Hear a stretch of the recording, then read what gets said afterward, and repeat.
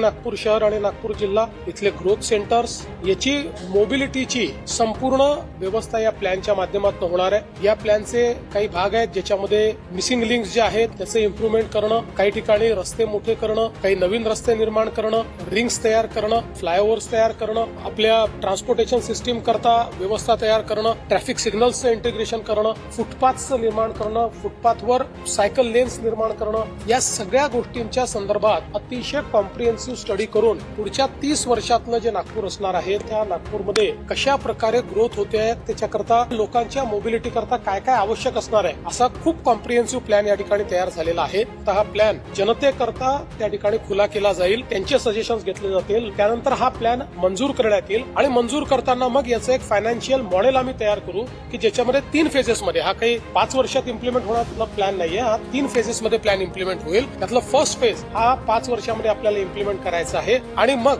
नागपूर आणि जे Nagpur metropolitan region आहे किंवा जिल्ह्याचा जो भाग आहे या सगळ्याचा एकात्मिक विकास या मोबिलिटी प्लॅनच्या माध्यमातून केला जाईल।